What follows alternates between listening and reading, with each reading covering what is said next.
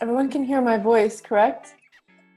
Just want to make sure. If you have a question, I think there might be some new people joining us today. If you have a question, go ahead and write it in the chat. If you want to be totally anonymous, I will not read your name out loud, just in case you don't know. As you're entering the format for the webinar, you have the opportunity to delete your name as it appears and to put a fake name or something if you're really, really concerned about someone recognizing you. But I will never read names aloud from the chat. If you would like to use your voice, you're welcome to ask a question. You know, you could write in the chat that you want to ask a question with your voice or something, and then either you can unmute yourself or I can unmute you. Just please keep in mind that if you do, your voice will be in the recording on YouTube later. So again, we don't have to use your name, but your voice would still appear if you were worried about that for any reason. So while I'm waiting for you all to write some questions, hopefully you see the little chat icon, because I do think there's some new people here today. There should be a chat icon, and that'll bring up the chat box where you can type. Also, if you are embarrassed, you don't want to type the question where everyone here can see who's writing it. Again, I'm not going to see your name, but if you're still ashamed to write it in front of other people, you can send it privately to me, and then it will only appear on my screen. So no one else attending will see the question. So I can still read it, but then no one will see your name next to it. While I'm waiting for you guys to write in some questions and stuff, I'm going to go ahead and read some questions that I got via email from people who couldn't attend. And that way I can start to address some of these. And then as I'm rolling, you know, you guys can leave questions there. Wonderful. In the side. So one that I got was, you know, this person asked why narcissists cannot have intimacy. And his question was, you know, are they empty inside? Are they afraid of being discovered? Oops, let me just make sure everyone is muted for the moment. Okay. So his question was, are they empty inside? Are they afraid of being discovered? Why aren't they intimate? As far as I understand, it has to do with the attachment disorder that, you know, usually something happened in childhood where there was some kind of attachment problem. It's normal that a child learns to develop healthy attachments, like with caregivers. You know, the child is dependent on those caregivers in the early stages of life, you know, feeding, giving water, you know, changing diapers, you know, making sure the safety is accounted for, and love, you know, physical touch. I may have mentioned this, I probably mentioned this in at least one of the webinar series before. I think it was like in the 1200s, they did this experiment at an orphanage in Europe. And they had all these babies and they split them in two groups. So the babies in one group received, you know, just feeding, changing diapers, the basic necessities, and they were never held. The babies in the other group were taking care of all their basic life necessities and they were held. And what they found was that every single one of the babies that were not held died. That is how important physical touch is. That is how important it is to a baby that they sense that love, that care from their caregivers, you know, that attachment, you know, feeling close to them. There's a Venezuelan woman, I can't remember her name, but she wrote something about parenting or mothering the child. And what she said is, you know, like during the first year, 18 months or so, the child should always be on the mother, you know, like always be held by the mother. And the child begins to understand that it's always safe. You know, he or she is always safe. There's always someone there, you know, the father too, but definitely held all the time. And, you know, that way the child really understands that there's always going to be someone there. They develop this sense of confidence. They develop this sense of trust in the environment and in the people around them, that it's safe. And then, you know, somewhere around a year, 18 months, because the child feels safe, the child will want to go off on his or her own and go play a little and separate healthily from the mother, from the caretaker. And I think there's probably a lot of truth in that. So I believe that what happens, you know, in the early life situations with people who develop these sorts of attachment disorders is that, you know, something severe happened. They didn't feel that connection, and it might not have looked like abuse. You know, that might have been what's called neglect, where, you know, maybe the child's basic necessities were all taken care of. It wasn't like the child was starving or didn't have water or no one was changing its diapers or something like that. It had all the basic necessities met, but there just wasn't that care. You know, the child just didn't feel trust and safe in the environment because the mother or the caregiver, the primary caregiver, was not really there. And so the child never developed that healthy sense of attachment. So later in life, you know, the child grows into an adult with an attachment disorder and now is terrified of attachment, you know, because developing an attachment to another human being is risky for healthy people even, which is why healthy people, when they first meet, you know, in terms of like a romantic thing, healthy people take their time getting to know one another. They take their time spending more time together. They take their time, you know, developing these connections because there's a risk, you know, when you become attached to someone and then something goes wrong and you break up, it's devastating. You know, it's significantly more devastating in the cases of abuse, but just the separation of two human beings who developed that sense of attachment to rip apart like that is very painful. And that's why healthy people approach one another, you know, a little bit cautiously and slowly and deliberately. Whereas what you'll notice with the narcissist is that they have no sense of that. So at the very beginning of the relationship, they're like all in. It's like, you know, idealization, love bombing, sexing, you know, it's something is very, very intense with the attachment in the initial stages of that because they don't have a healthy sense of attachment. And, you know, they don't really want that intimacy. And so, you know, sex to them, you know, might be the closest thing that they reach to intimacy. They might never have that emotional, deeper connection and attachment with someone else. And, you know, it's confusing for the target who confuses then that sort of stuff, like the love bombing on texting or phone calls or Facebooking, or like the intense aggressive sex at the beginning, the intense, you know, amazing sex that would happen. They confuse that with intimacy when really this is just part of, you know, the grooming process. This is how the abuser gets the person attached, you know, to them. They have no attachment, you know, because the target is just an object to the narcissist. It's an objectification. It's not, you know, a human being with real feelings and emotions and whatnot. It's an object. It's disposable and it's replaceable.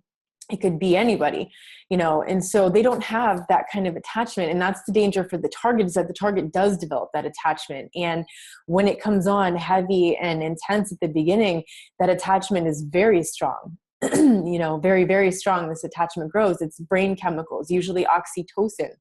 That's our trust and bonding hormone. So, you know, what happens in the case with narcissists, you know, and this goes for the whole cluster B personality disorder spectrum, because it'll happen with the borderlines too, is that the intimacy is just terrifying for them. And, you know, last week, I think it was, I mentioned the one email I got from someone who said, you know, she just spent this amazing day or night with her boyfriend and they had this really deep connection and then got discarded like the very next day. And that was like such a shock for her. Like, how is it possible that we went from this to this? That's how, because they don't have a healthy sense of attachment. So, you know, again, I think this has roots in childhood, you know, and one of the things I didn't mention last week, which I forgot, what you'll notice in the spiritual communities, and this can be really confusing, you know, particularly Buddhism or New Age or something talking about enlightenment and non-attachment, right? So there's spiritual tenets, you know, which talks about, you know, not becoming attached to things and people and situations. And this doesn't mean in the sense of healthy attachments. This is not becoming attached in the sense of like gripping on to something that you want to last forever that isn't forever, because everything in life is temporal and in a constant state of change. You know, that's the unhealthy attachment. Like, I never ever want this to change. It has to stay the same always, always, always. You know, that's not healthy. That is what I believe is the actual spiritual tenet. However, that gets abused, that gets perverted by narcissists in these spiritual realms, in Buddhist realms, in New Age realms. This is where I've discovered this. You meet a guy or a girl and they're really into the teachings, and they will, they will get you to think that something is wrong with you when they don't have that intimate attachment to you, and it gets very confusing, and they'll say things like, I just don't get attached like other people, and they'll say it in this very superior way, as if they were holier than thou, as if they were more enlightened than other people because they don't get attached. But actually that's a code for, the person has an attachment disorder. So if you're running in those spiritual circles with Buddhists, particularly Westerners who have converted to Buddhism, and in other New Age realms, be on the lookout for that, because that's tricky. It's the spiritual abuse, the religious abuse, where they take a spiritual tenet and pervert it and then use it against you. So you want to be aware of that. When someone is telling you that they just don't get attached like other people, and, like this ex of mine told me, if you were just to die or suddenly disappear, nothing would change in my life. It would be the same. Oh, okay, maybe the first 3 days would be a little different as I was adjusting to a new routine, but then it would be like you never existed in my life. That's not a sign of an enlightened human being. That's the sign of a person with a serious attachment disorder. That's the kind of person you'll never be able to have a truly intimate connection with. You might perceive it to be intimate, but that is not what that person perceives. And, in the moment of intimacy, when you think you're the closest, it's usually the very next moment that they're pushing you away, or they're going to go sleep with someone else, or, they're going to do something to devastate you because they don't have that same capability of developing intimacy. So, the person's question was, is it because they're empty inside? I'm not exactly sure if that has to do with it. I think it's more about the attachment in early life. Yes, they do have that void inside, and that's what they're constantly trying to fill with, the narcissistic supply. And then he also asked, are they afraid of being discovered? They are. That is their worst fear. The image, management, the public perception, how other people perceive them. That's the most important thing to the narcissist, to pretty much anyone on that, cluster B spectrum. Do they avoid intimacy because of that?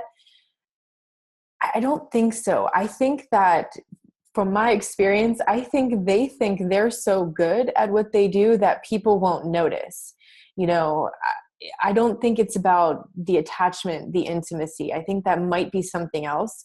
It could be related. That's just my opinion, the way that I've observed it. And, it could be confusing too if the abusive person is more of the borderline type, and maybe they have like a certain emotional neediness. They could all have an emotional neediness, pretty much anybody on that cluster B, but more the borderline than the others, I'm thinking. And, they might have this like a lot of need for you to tell them and reassure them that you love them, that they're the most important person in the world to you, that you'll never leave them, and this sort of thing. And so that can appear as intimacy, but it's not. It's actually their attachment disorder. Like, they need to hear that to feel secure that you're not going to leave and abandon them. But at the same time, they're still not capable of true human intimacy that healthy people are, because of that attachment disorder. Oh, let me catch up here. There's a bunch of messages coming in.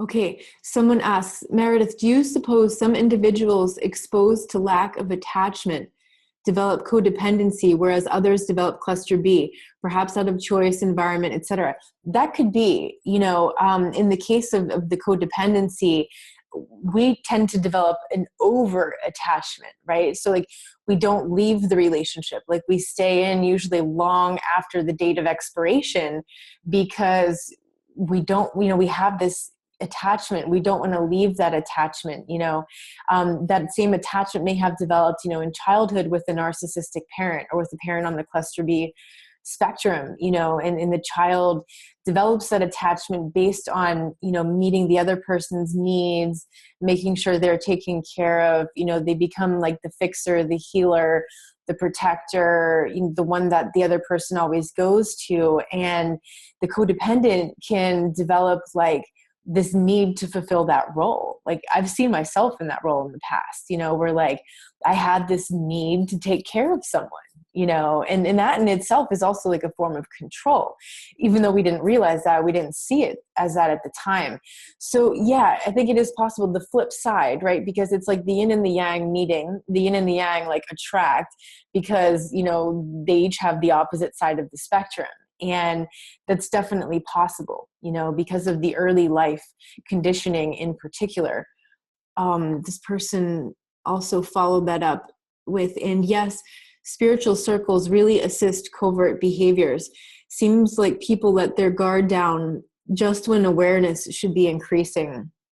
Yeah, that's the big danger of the spiritual abuse and the religious abuse, is because the authority figure is someone that you're looking to for guidance, for spiritual guidance. And that's like the deepest part of who you are, like it is who you are, like your soul, your spirit, however you look at that, through your own perceptions of spirituality or religion.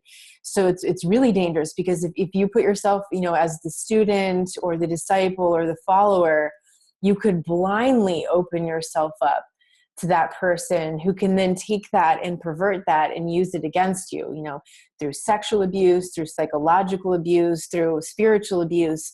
And that can get really ugly because it's so confusing for the target looking at this person as an authority figure, as a guide, as a leader, and then that person then twisting these spiritual tenets, against you. And that can be really, really confusing, because it makes the target doubt their religious faith or doubt their spiritual integrity, and so that's a very dangerous place to be. And I would just really encourage anyone who is involved in any sort of religious or spiritual community to always be on the lookout for this, not to blindly trust that, in those circles are only going to be good, quality, healthy people, who want the best for everyone and the highest good, because that's definitely not always going to be the case. In fact, that's usually like a breeding ground for this sort of thing, because it's easy target, Someone else wrote privately, the ex used always to say to me that he's resilient. Now I get it. He just could not feel on a deeper level. Yeah, they can't connect like that. It's dangerous. Possibly also because, if they grew up and they realized that, like, they couldn't count on their mother to be there for them. They couldn't count on their mother either to love them or maybe even to provide those basic needs, food, clothing, and shelter, Maslow's hierarchy.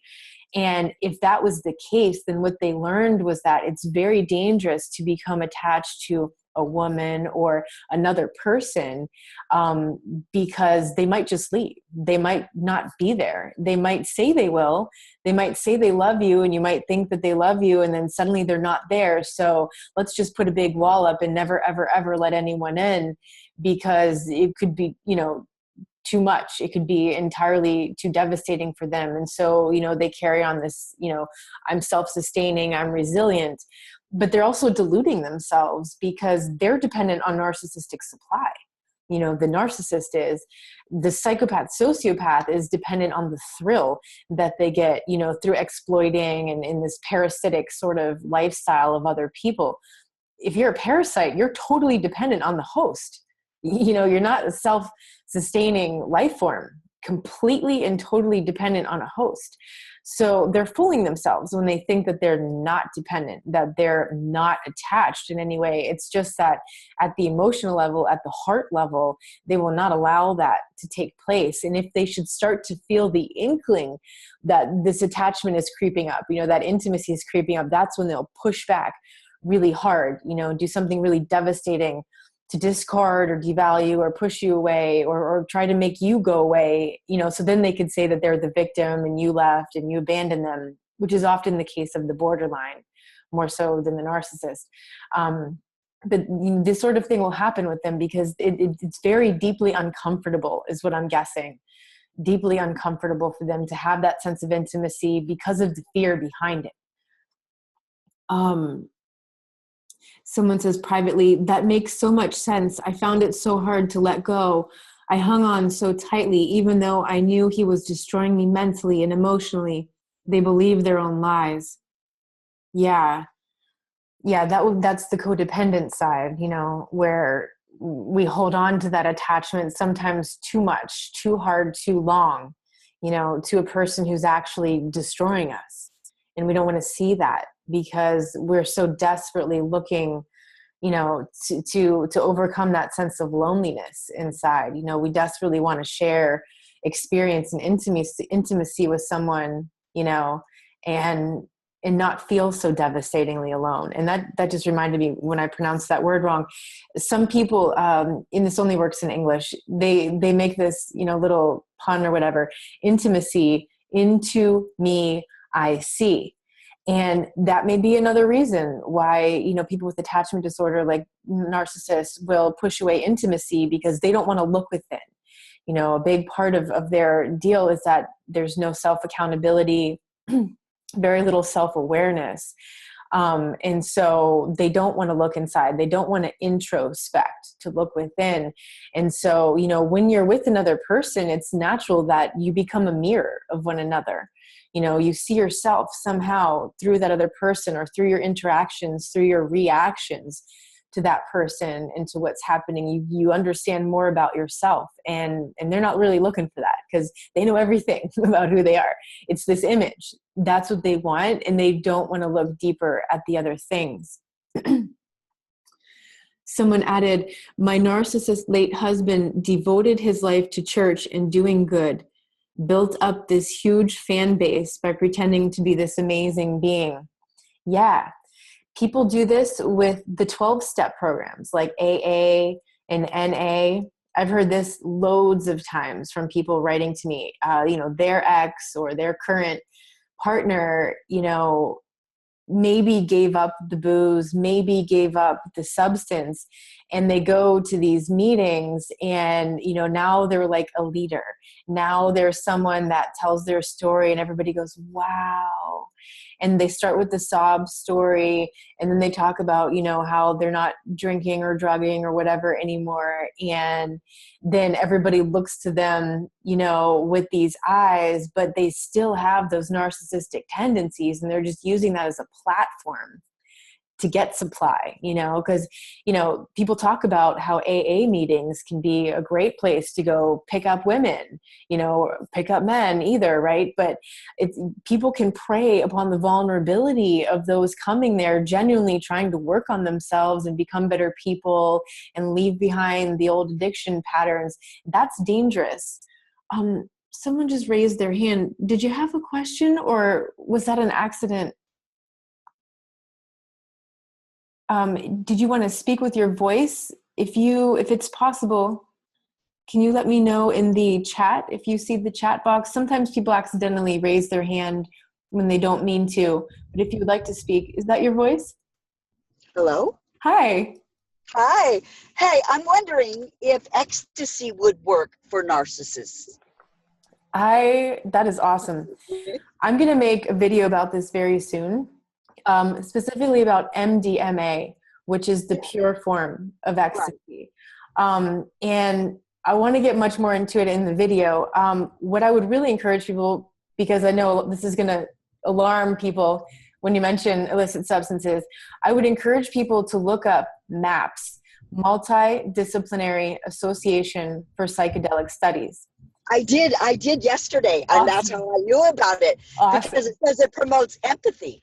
Yes, it promotes empathy, it promotes trust, it promotes a sense of love, a sense of understanding without the emotional heavy attachment to the trauma, to the things that happen.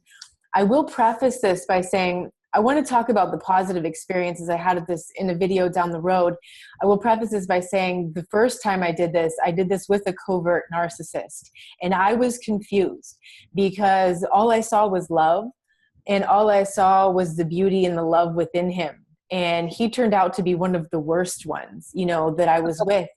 And unfortunately, I got really confused through that experience. And it ended up being mostly a therapy session for him, you know, because he came up and out with all of his childhood trauma. And he never did that in any other moment except with, you know, the catalyst, because the MDMA opens your heart. It's just, it opens, and it's so effortless and so easy, and just so easy to share things. And that was the only time.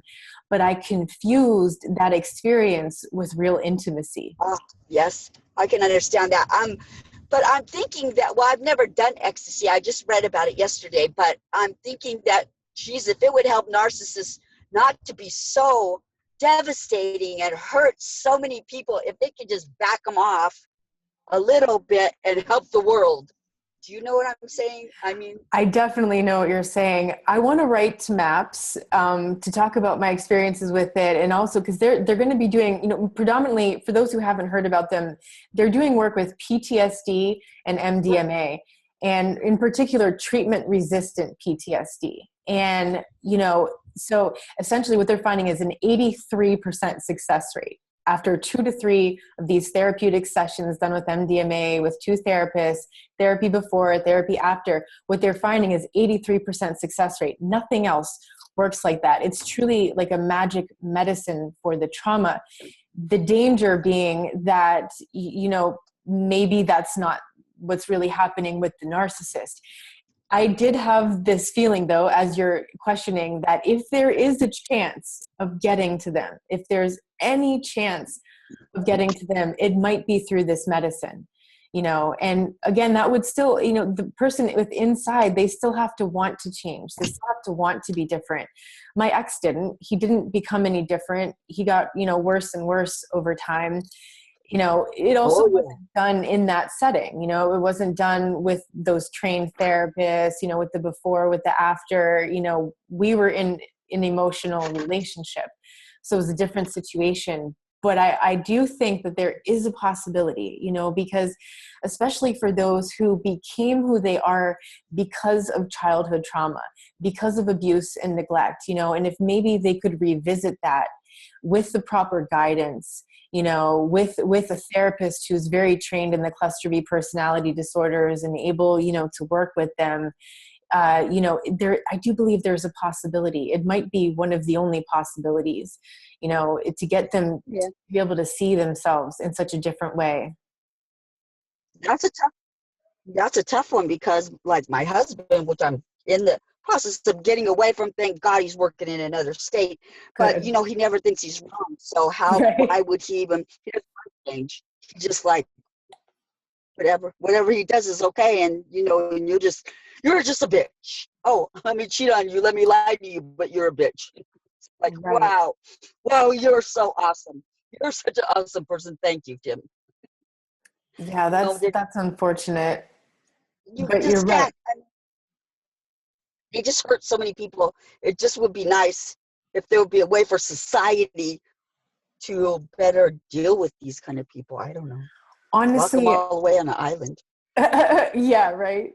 Honestly, I think that the MDMA is the magic medicine for the PTSD, and more, I think, for the victim. The ayahuasca, which is the Peruvian psychedelic medicine from the jungle, it's 2 different plants, they make a tea. That one I think would be better for the abusive people, because it's a tough love. I mean, it could be traumatizing, which is why I don't recommend it, especially in the really early stages of recovery for victims, because it could traumatize you more. But people who have been abusive, people who have manipulated, people who have really hurt other people, like, they need tough love. They have to see what they did. They have someone who calls them out on it, you know, who isn't just like overly loving. No, I call my husband out all the time and say, oh man, you know what? Better take a good look at yourself, because it's not right. You're thinking it's not right. It's not clear. It's off. So, you know, textbook narcissist. How does he respond? Whatever. But how does he respond? When you do that? He doesn't listen to me. He just tells me I'm full of shit and I'm crazy. Okay, so he dismisses it and then puts you down. Oh yeah, yeah, of course. Of Right. course, because everything's everybody else's. Right. So you just can't get through. Do you know what I'm saying? But I totally get that. Jesus, I don't know. It's so sad that things. Moving on, moving on, moving on. I'm doing my best to move on, but you know, it's a tough one. He's not going to let go that easy, but got to be thankful for the little things. At least he works in another state, so that's awesome. That's very good. Having that distance, allows for that safety and a bigger boundary. Mm-hmm, mm-hmm. Yes. So, anyways, well, thank you for your time. Oh, you're welcome. Okay. Have a good day. Okay, thank you. Oops, let me catch up here. Someone was asking, are we talking about the drug ecstasy? Yeah, but the pure form, which is MDMA. The straight drug ecstasy can have lots of other things in it. The work that MAPS is doing is with MDMA, with the pure form of it. Someone else added, my advice is just to be careful who you trust, even in therapy-based professions. Lots of good therapists. However, this is very true. Oftentimes there are plenty of narcissists, in psychology and psychiatry. And then there are also, ones who are not narcissists, but they just don't have the understanding of the cluster B personality disorders. And they could really lead you astray if you go for help, and you could end up blaming yourself more. You could end up more confused, feeling like you're the problem, and it's all about you and how you're showing up. And while that's half of it, it's not the whole picture. And, as Dr. Simon talks about in his books, Dr. George Simon, the traditional psychology does not apply to people with the character disturbance, to people on the cluster B personality disorders. Oops, I'm sorry. Please see the message above that. I'm sorry. Oh, here we go. Okay, another example to what you were just saying, recently diagnosed codependent here, found out following a heavy relationship with NPD. I met her as she was my therapist, and she hooked in after learning all my innermost thoughts and weak points in therapy session. Wow. Okay, so she was your therapist. Wow. Okay, so she totally took advantage of the authority position, just like the religious leader, the spiritual leader. But in this case, as the therapist, as someone you were looking to for help. And wow, I'm really sorry you went through that. No doubt that was incredibly confusing and probably set you back quite a bit, such that you'll need therapy for the therapy. But yeah, these stories are not, here and there. They're very common. I hear these stories quite often that this will happen. And, that's the danger. You want to screen therapists, ask them, are you familiar with the cluster B personality disorders? See what they say. Did they just take a class on it? Because most programs only put you through one class. Most, if you're on track to be a licensed therapist, on track to be a psychologist, even in medical school, when they do psychiatry, there's only like a tiny bit, of like maybe a semester or a class on the cluster B personality disorders. And it's not really discussed in length. And if you've ever read like the DSM, which is the book we use here in America, they might have a different one in Europe. But how the Diagnostic and Statistical Manual of Psychiatry, and they list everything, and it just sounds so sterile and textbook like that. It doesn't feel real. Like you can't really conceive of what this means in real life. Like how does this play out in relationships and interpersonal relationships? And so, a therapist could be a narcissist and not even realize.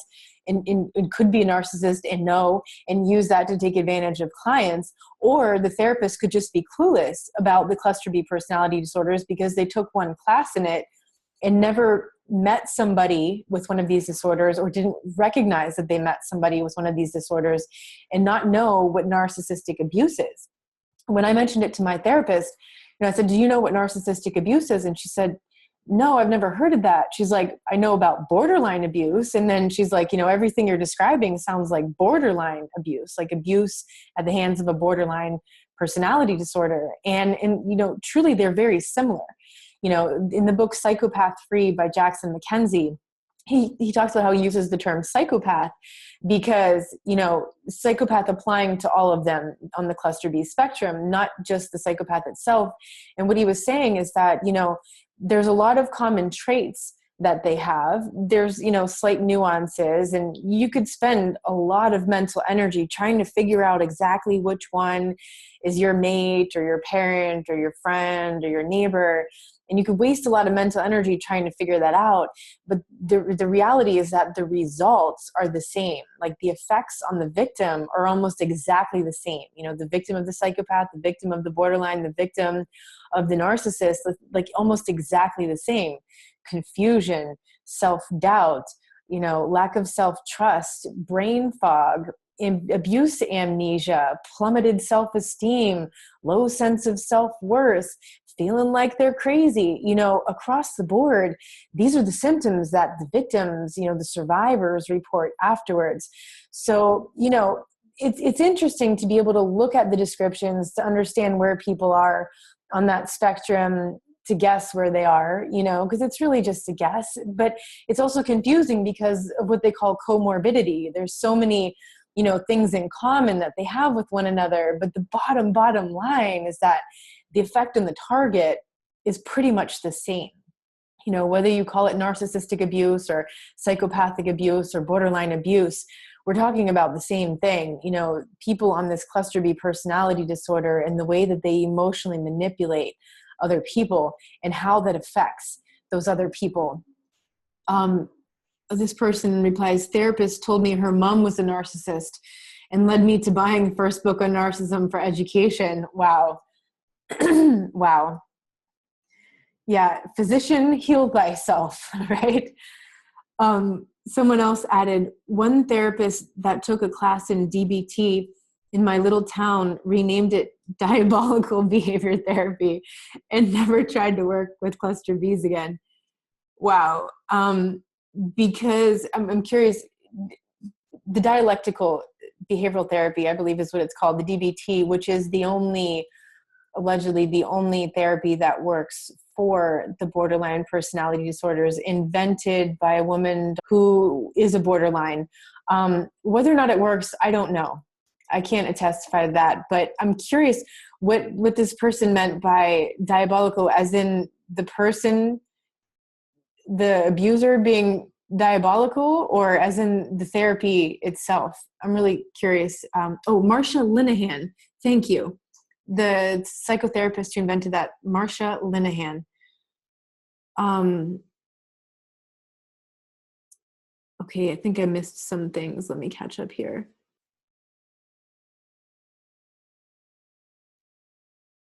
Oh, okay. So the person who was talking about the ex-husband in the church said, and he was no alcoholic, and he moved through the ranks really fast. I would tell him that his fast tracking and leadership position came about because he was the only sober person in the group. That's a possibility.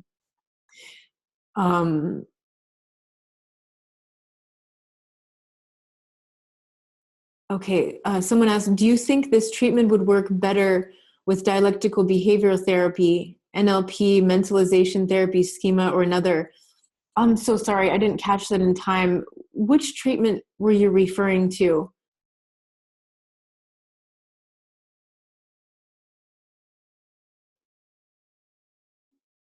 It seemed the therapist was required to be diabolical to manage the sessions.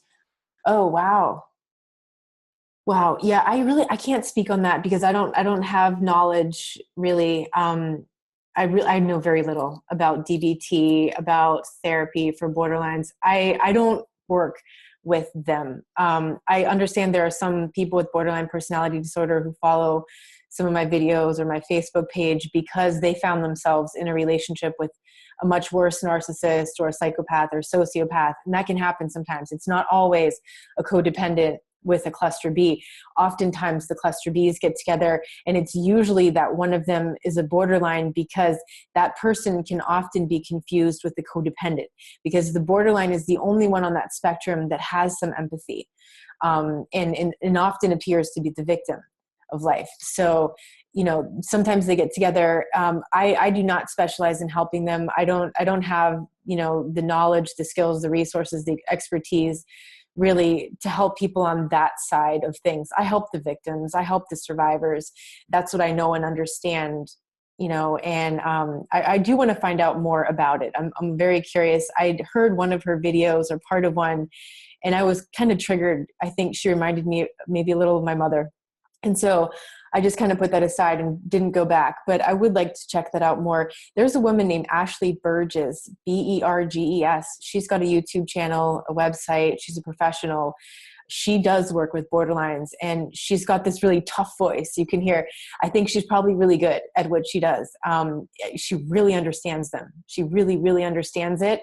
And it sounds like she has a lot of tools to help those of them who actually do want help, who actually do want to change, rather than hide behind it or hide behind the victimhood, because pretty much borderline personality disorder, I think, is almost always caused by early childhood abuse, and typically stuff that's been repressed so deeply.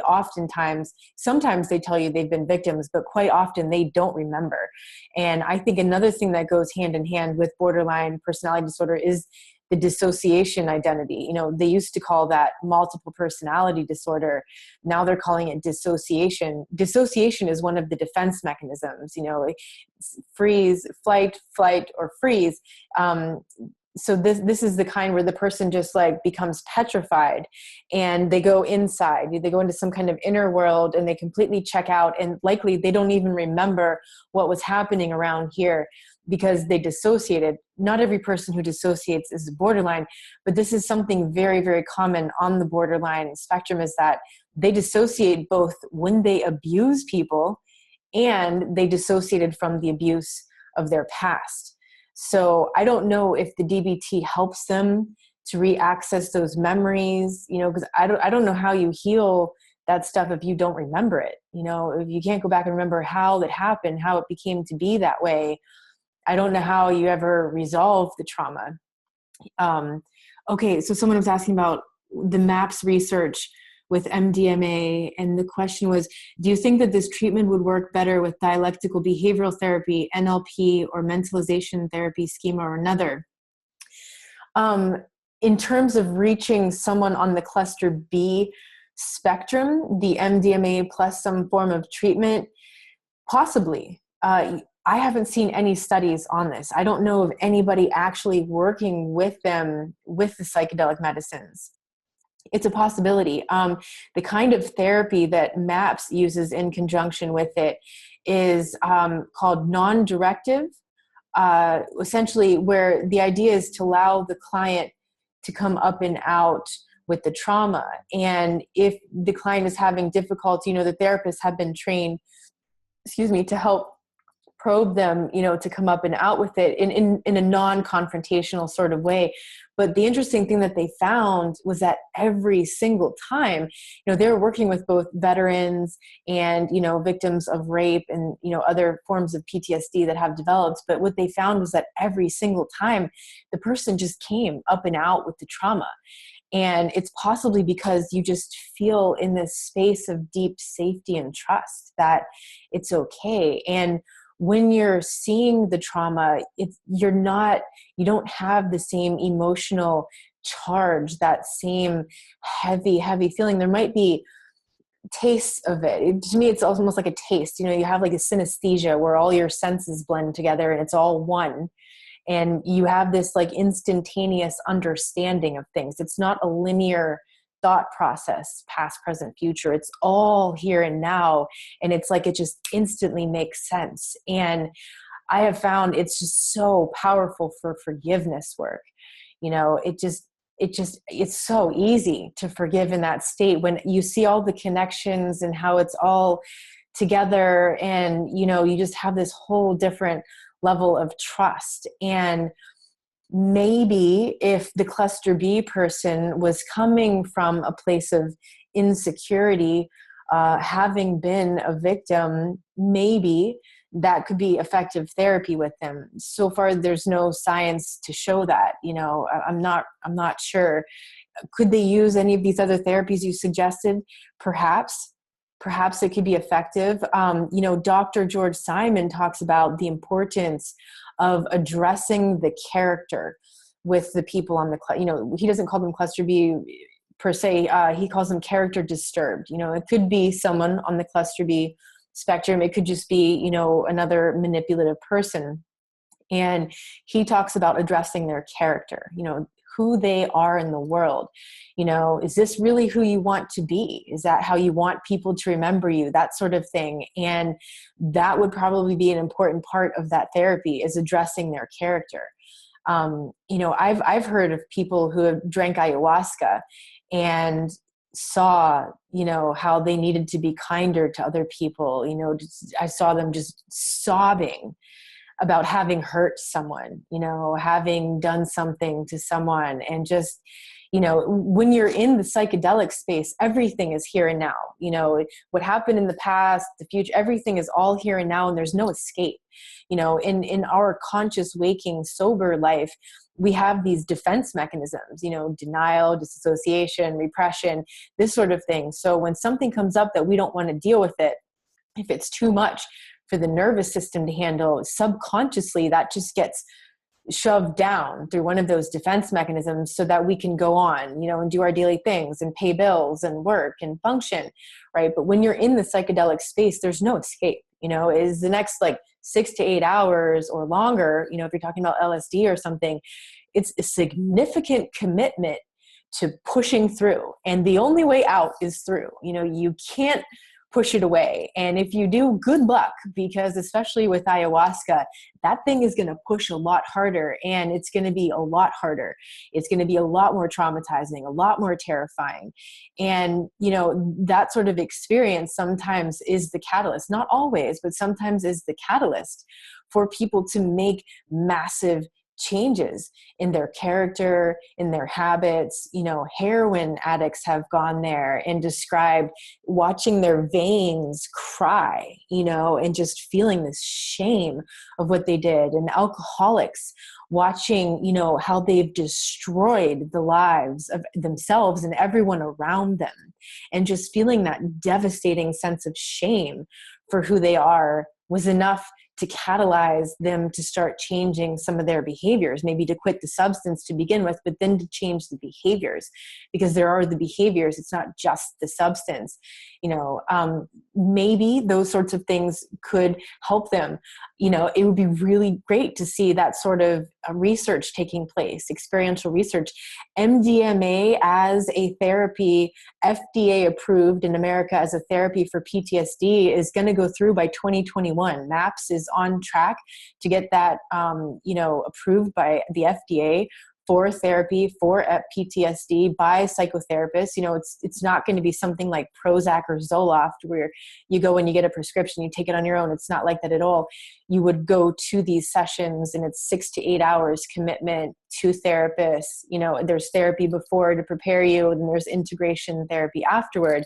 That would be more how it's going to go, but that's only 5 years away. That's pretty amazing. And that's because, you know, the science behind it is overwhelmingly positive. 83% success rate. Someone says here, to be honest, I don't believe a drug can cure these people. And who wants to be in a relationship with someone off their face? If someone does not see they have an issue, then that speaks for itself. Just my opinion. That's the whole thing, right? That's the crux. If they don't want to change, there is nothing that's going to change them. There is no, you know, divine intervention or psychedelic experience or therapy or healing treatment that's going to change them, that's going to make them want to change. That has to come from within them. You know, Dr. Simon talks about that spectrum. You know, the far off ones, they're just not going to change. You know, they're not going to change. The ones who are over here, maybe they would, you know, maybe, you know, if it's just the right moment, the right time, the right kind of divine intervention, that they happen to see themselves in that way, and they just happen to be overcome with the shame of who they were, that shame motivates them to change. But that's not going to happen across the board. You know, like the people at the far end of that, you know, the +5s, possibly the +4s, but definitely the +5s on Ross Rosenberg's continuum of self, where he, you know, draws out the map of -5 being like the total codependent, +5 being like the total narcissist, and then everybody falling somewhere on that continuum. You know, the one on that extreme end, they're not going to change. You're right. I mean, there's nothing that's going to lead them to that. There's no come to Jesus moment for that person if they don't want to do that, you know, if they just don't want to change. Let's see, what else did I miss?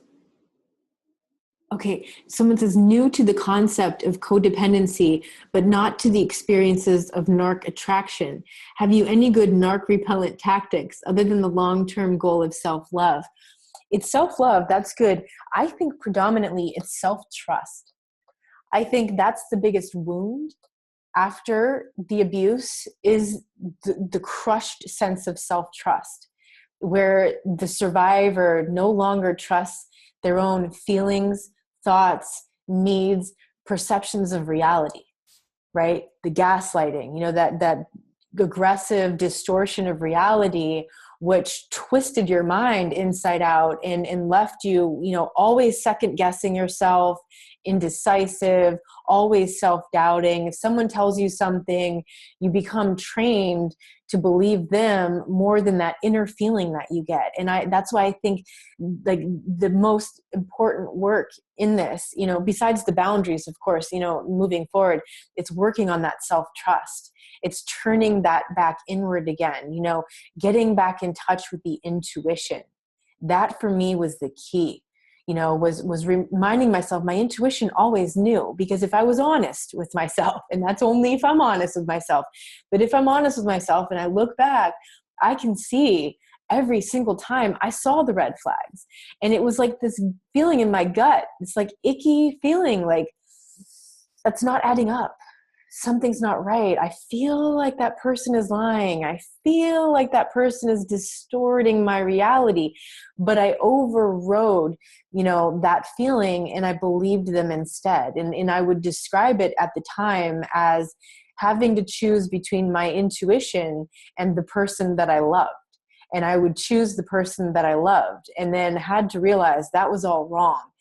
Got to trust the self first, you know, got to have the self-love enough that you trust yourself first. And when someone comes to you and you get that icky feeling, you get that gut feeling. And of course, you know, everyone's intuition speaks to them in a unique way. It's like you have your own personal relationship with your intuition. And some of us get it more, you know, in a body feeling. Some of us get it more in this, just a sort of general sense of knowing. Some of us get it more in like a vision of things, something through the vision, someone through clear audience. They hear something, or there's a sound or a word or confirmation somehow through hearing, you know, in the kinesthetic being the one who gets it through the body predominantly. And so the question is, you know, how does your intuition speak to you? How do you notice that? And I recommend doing a meditation where you look back, you know, and be honest with yourself. And it's hard to be honest. It's hard to admit that you saw the red flags, because if you admit that and you accept that,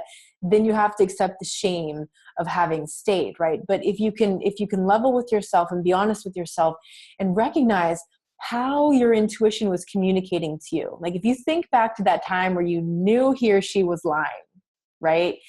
You know, and you're meditating and you're focusing and you ask yourself, okay, and you're totally reliving this experience in your mind, because now your whole body and your nervous system is online, and you're like, okay, how do I feel in this moment? You know, and maybe you feel like your stomach dropped. Maybe you feel like your heart's, you know, fluttering weird, however that is for you. Maybe you see something, or maybe it's like she or he said something and some word, you know, highlighted from that, and that was your cue. But I recommend looking back at how your intuition was trying to communicate with you, and then validate yourself in that meditation and say, okay, I was right. I did know. I just acted against it, but I did know. I can trust my intuition. It's just that I chose in the moment to act against it. I chose to doubt it. But I know there's nothing wrong with my intuition, right? So that reinforces a positive relationship with your intuition. It encourages it, you know, to keep talking with you. And then I encourage you too to do another meditation in a positive sense, where there, you know, you had a feeling, some sort of intuitive feeling that either something was going to happen or something this or that, and you did act in alignment with your intuition and it went well. Obviously you never see the flip side, right? Like the movie Sliding Doors. Do you ever see that with Gwyneth Paltrow? And there's this divergent moment, the moment where she catches the train and in the path that leads her, and the moment where she misses the train in the path that leads her. And unlike that movie, you never really know what's going to happen if you made the opposite decision. You only know for sure if you made the wrong decision, if you acted against the intuition and then the universe confirmed, it happened and you didn't listen to it, right? But when you take the action, sometimes you do see the confirmation, some sort of positive sign. Sometimes you never actually know, but maybe it's your gut just told you that person on the highway was about to cut you off. You had no reason to believe that, but you just felt it. And so you eased off the accelerator, and sure enough, that person came tearing across, and had you sped up, you would have been in an accident, right? And so you see that positive, reinforcement. So if you can meditate on one of those experiences from the past when you had that intuitive feeling, you acted on it, you saw a positive result, and then again, reinforcing that there's nothing wrong with your intuition communicates with you well, and it's on you to act on that encourages your intuition to communicate more with you, more loudly with you, and it encourages you to trust it more. And I also recommend keeping a journal of these things, because sometimes in the very moment, maybe when you're meditating or you just have that intuitive hit, it doesn't always make rational sense and you don't always get immediate confirmation, but it might be days later or weeks later or even months later that you go back and you read that and you're like, oh my God. And you totally get it because of whatever happened in that time. It's not a linear sort of thing. It could be time later, it's happening now, it's happening inside your soul. Something is happening, but then maybe the event didn't happen linearly until later. So I do encourage that also in my Sana 12-week webinar series, which is available to stream for free on my website, or you can download the MP3s for less than $1 each or $10 for the whole 12-week series. There is one episode on the intuition. I can't remember the exact title of it, but you'll notice it as you're going through. And it does have this meditation in it that I was suggesting. And I recommend doing that and doing it frequently, to reconnect with your intuition moving forward. Oh, he said that's so helpful. Felt knotted gut, distrust, and red flag, but denied it all. I really believe in feeling people's energy now and trusting it. Good, because that's the way forward. That's how now I recognize it because, in my building, there was someone who was trying to talk to me and my gut was just it feels kind of icky.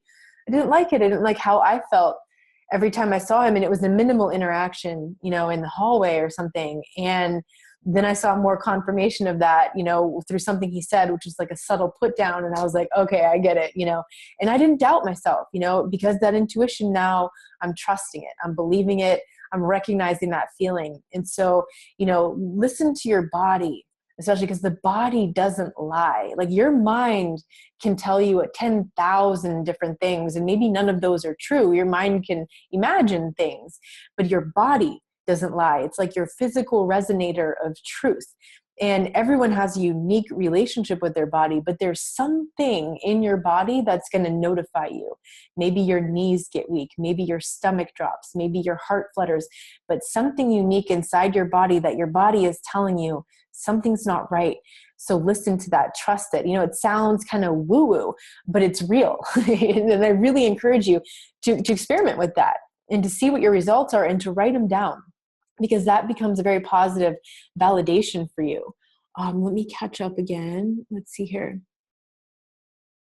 Someone asks, are narcissists prone to drug addiction? People talk about how sometimes it's the alcohol and the drugs that cause narcissistic behaviors. And sometimes a person is a narcissist and has an addiction to alcohol or drugs. And so they say, you have to take the substance away and give it time to see, did the narcissistic behaviors go away after the substance is gone? Are they really a narcissist, or was it just the substance in the relationship that person had with the substance? Are narcissists in general prone to it? I don't think necessarily. I think oftentimes it's codependence. who are so devastated that they have this horrible sense of void and loneliness inside, that, you know, maybe they seek out opiates like heroin or some kind of prescription opiate because it numbs the terrible pain that they have. You know, it could be a borderline or, you know, another person on that spectrum sometimes. And I've met some people on that cluster B spectrum who don't do anything. They don't even take a sip of alcohol because they don't want to lose control. They don't want any, you know, loss of, you know, any sorts of sense of inhibitions being removed because they're terrified of what will happen if they lose control. So it can go either way. It's one of those things. It's not black and white necessarily. It's on a person to person basis. That's my experience looking at it. So I wouldn't necessarily assume, you know, that like all addicts are narcissists or that all narcissists are prone to have addictions. You know, usually there's something that they have an impulse control problem with, you know, whether it's alcohol or drugs or sex or porn or food or reckless driving. You know, there's usually some kind of impulse control with someone on that cluster B spectrum. That's what I would look more for. Does the person understand the concept of delayed gratification, or are they someone that wants it right now? Got to have it right now. Do they have like an impulse control problem? That would be more of a red flag I would look for. You know, maybe you're just meeting a new person, you're going on dates or something, and, you know, the person says, okay, let's go have a drink. I'm just going to have one drink because, you know, I got to do this and that. And before you know it, like they're pounding like 3 beers back and you're like, whoa, that's an impulse control problem. That would be a red flag. That would be something to look for. Someone says, I think once we are strong and we listen to our gut and remain no contact, keep reading, etc., keeping healthy boundaries, then none of these motherfuckers will mess with us again. They don't like people who stand up to them and expose them. That also goes for their enablers, the flying monkeys, etc. Exactly. That is your biggest tool moving forward. The intuition, the self-trust, you know, listening to your gut. Staying no contact, of course, that's the center pin around which everything, you know, else depends in terms of you moving forward, in terms of you being able to move forward and not getting sucked back into that person, holding that no contact down, but then moving forward with that increased sense of self-trust and just working on it, because it's just that it's been trained, you know, you've been trained to self-doubt. Your intuition, your relationship with your intuition has been estranged, much like the abuser isolated you from other people in your life who might have other perspectives, which could allow you to realize you're in a bad situation, you're in an abusive situation. They isolated you from that. They also isolate you from your intuition, which is like your best friend.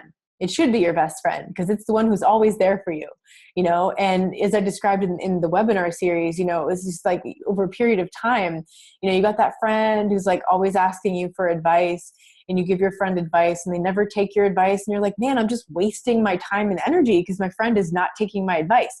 And so you stop giving advice.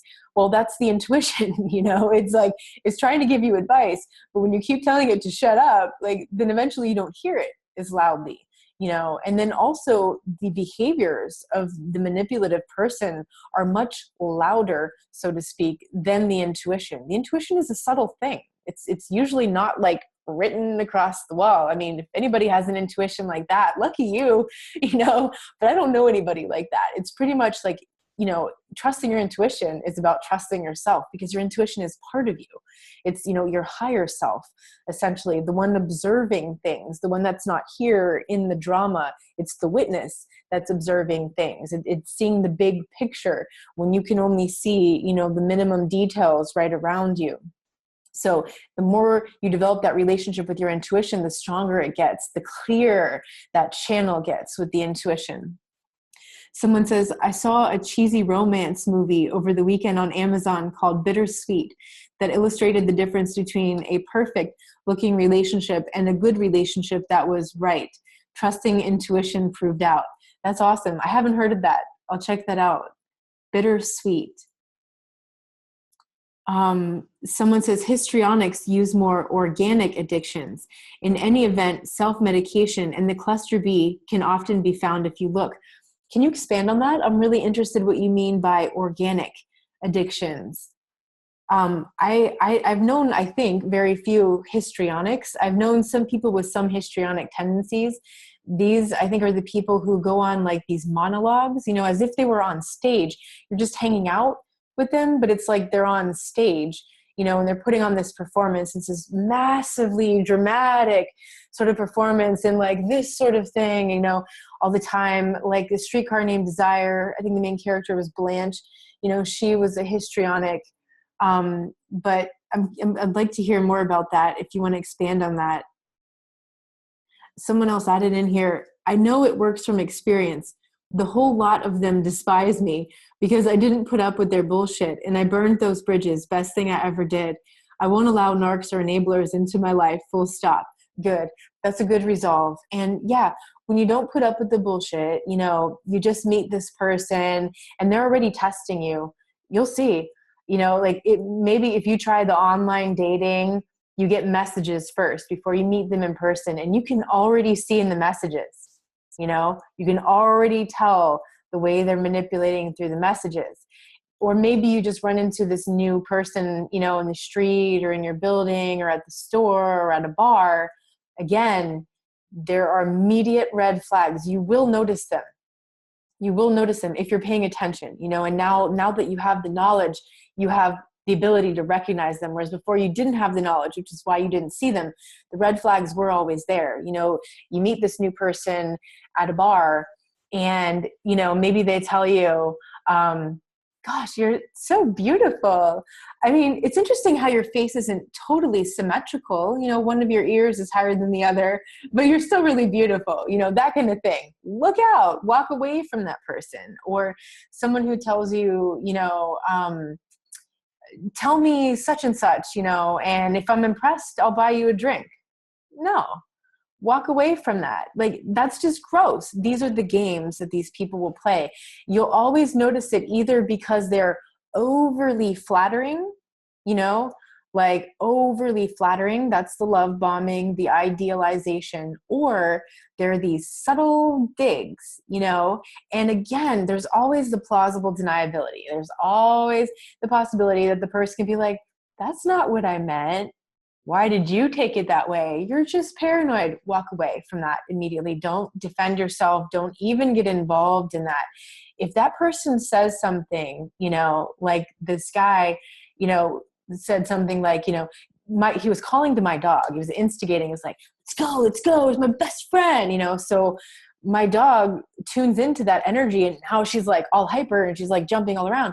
And he says to me, do you have any control of that dog? And I was like, ding, red flag, right? Like that's a subtle put down. That's putting me on the defensive, telling me I don't have control of my dog, but it's funny because you were the one instigating that reaction. Walk away from that. If your gut is telling you, and don't give that person the opportunity to explain that, like that person has a problem. If they're leading with that, they're already trying to rope you into that. Do not defend yourself. If you meet a new person and you're already feeling like you have to defend yourself, that's not a good situation. You're always going to be defending yourself with that person. That's always how it's going to be. So watch out for those signs. Again, you're going to either see extreme flattery or you're going to see the subtle criticism and put downs. One or the other, or both at the same time. It might be flattery, flattery, flattery, put down. Flattery, flattery, flattery, put down, because that's what they teach these pickup artists teach, and it might be mostly men who do this. It could be women too, because they've just learned it, dating and whatever. But, essentially this is what they teach. They teach people how to use a form of narcissistic abuse to get a person attached to them, as they give like what they call something like a sign of approval and a sign of disapproval, and he talks about how, give her a sign of approval, take her hand in the street, and then, suddenly drop it and hold your hand away from her and make her wonder why you took your hand away. That sort of bullshit. When you see mind games like that, run away. Do not play those mind games. That is ubiquitous in the dating scene. It is like everywhere. People learn these behaviors and then they just carry them on. And sometimes they're intending to be abusive with it. Sometimes they just don't know. They're maybe very insecure and they don't know how to approach a woman, or maybe even a woman, you know, doesn't know how to approach a man and wants to approach a man, or doesn't know how to like interact. And so, you know, they read this kind of stuff and then they try these tactics. It's never going to go well. When you see those signs, look away, just walk away. Okay. Oh, good. Okay. So the person with the histrionic comment, my sister is a raging HPD. That's the histrionic. Bisexual daughter of our NPD mother. Sex is her thing, but the pleasure center of the brain is what she attends to, always without substance abuse. Ah, I see what you're saying. Okay. My wife was evaluated as NPD comorbid with BPD and HPD. The HPD started with a 3-year physical relationship with her brother in her teens. It became a lifelong tool in her bag of tricks, but not the preferred tool, as NPD traits proved more fruitful for her, despite multiple relationships, abortions, and self-induced miscarriages. Wow. Okay, so by the organic addictions that you were talking about, it sounds like you're talking about like the brain drugs, the brain high that they use to, you know, on their victims, on their targets. Sex being one of those things that causes the brain rush, you know, the dopamine, you know, the oxytocin, the serotonin. Yeah, that's definitely possible. There's plenty of them. Oh, endorphins. Yeah, good idea. There's plenty of them that use these sorts of, you know, the love bombing or the flattery or the sex to cause, you know, the brain high. And then they're getting a brain high. They're getting the thrill of it. You know, they're getting some kind of supply out of it too, but it's also what hooks the target in. Yeah, that's really interesting. I hadn't noticed that correlation, between the histrionics and the organic addictions. Someone else added in here. Oh, the person from before. I was on about his flying monkeys. I won't be having a tea party. Or they look you up and down as if you were dirt when you see through them. Yeah. Yeah, when you see that, sometimes they'll look at you with contempt, like disgust, when they realize that you're onto them. You know, like my response to that guy was, do you have any control over your dog? Was, you know, it's funny, when she's with me, she's like super chill and relaxed, but she is very sensitive to energy and emotions of other people.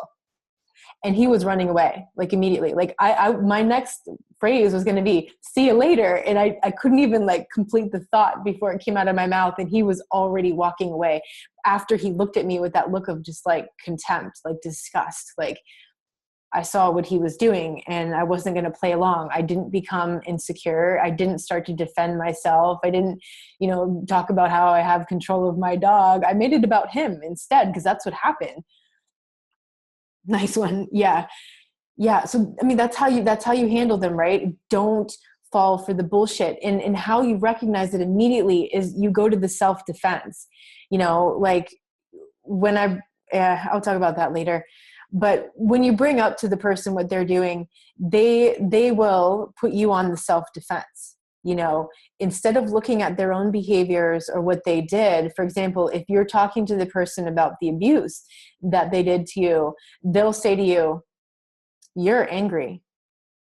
And then if you go, I'm not angry, or I have a right to be angry. Anger is a normal response to abuse, you know, self-defense, right? So now you're caught in it. So, you know, look to the other person instead. Try to remember, I know it's really, really, really hard in the moment, because when it's in the moment, it's like your instinct is to defend yourself, right? But try to pop out into that observer, that witness, you know, and to see what's happening and notice that they're trying to put you on the self-defensive.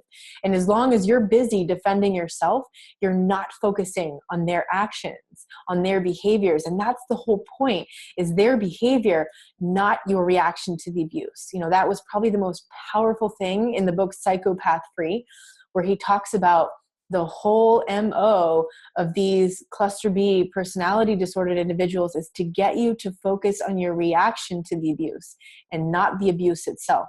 So when you find yourself in that situation, you're dealing with a toxic person. Someone said, my therapist narc used to get very excited when talking about endorphins, oxytocin release from supposed love and sex. Yeah, excited probably because she realized that's how she was getting people. That's why it was working. Breathe 3 times, exactly. Yeah, she probably realized that, probably got a lot of excitement out of that. And that's a shame. Hell yeah. Yeah, I'm really sorry that you went through that in therapy, because you're just definitely going to need more therapy with a trustworthy person to overcome that. Because, when the person is a therapist, we extend our trust like automatically. And that's why you have to screen these people, even though they're professionals, even though they charge a lot of money an hour, even though they may have been in business for decades, they might be like world renowned or something. Still really need to do your homework and screen them. What do they know about cluster B personality disorders? Are they familiar with narcissistic abuse and borderline abuse? And get them to talk about it, not just yes or no, but like, how so, or what experiences have you had with it? And maybe the therapist, like my therapist, just, when I asked her, she flat out said, oh, my daughter's borderline. I'm very familiar with borderline abuse. My ex-husband was a sociopath, and, this is okay. She gets it. That was what I needed to know, that she gets it. And then she even shared some of her own personal experiences dealing with her borderline daughter that were not that different than dealing with my borderline mother. And so I knew I was safe. I knew I could talk to her. I knew she would get it. So, if you're talking with a therapist and you're like, man, they're just not getting it. Maybe they just don't get it. Maybe they're not, on that cluster B spectrum. They just don't have the experience. And I truly believe that, if you go to a professional to help you, recover and self-heal after this kind of abuse, that person has to have had real life experience with this abuse. It's the only way they understand it, because it's such a mind fuck. You can't possibly understand it from textbooks or from reading about it. You might be able to read it and say, oh, okay, I can see how that was abusive. But if you haven't lived it, if you don't know what it's like on an everyday basis to interact with a person like that, you can't totally get it. And you definitely can't understand what the client's going through. The therapist could have empathy and could understand that you're feeling devastated, could understand that you're feeling alone, could understand that you're feeling crazy, low self-esteem, low sense of self-worth. And maybe they want to focus on, okay, let's look at your self-worth. Let's look at your self-esteem. But, if they're not addressing why and how this came about because of the abuse, you could end up feeling, again, that it's all your fault, that something's wrong with you, that it's your fault you feel depressed, that it's your fault you feel angry, because they just don't know how to address the abuse and how that affected you. So my advice, is definitely, if you can find someone like this, to get yourself into therapy, especially in the early stages, because of the PTSD, which is probably actually C-PTSD, the complex post-traumatic, which, went on going nature, on over a period of time, which is a relationship. It's day after day after day, not recognizing that there was a problem,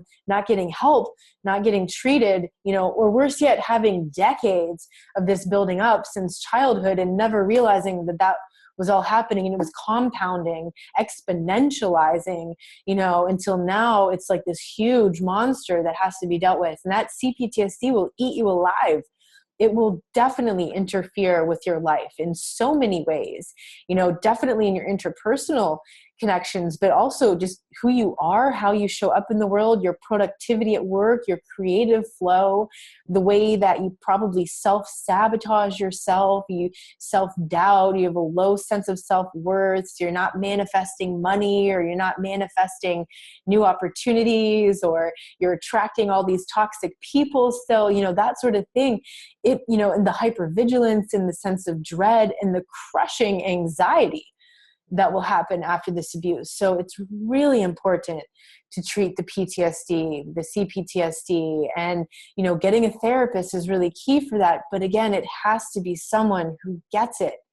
They have to get it in order to really be able to help you. You might get a few things out of therapy. You might learn some things, but if you want to get someone who really touches you to the core, who really helps you touch that and unwind it, seek out someone who really gets it through personal experiences and who has overcome. Let's see here.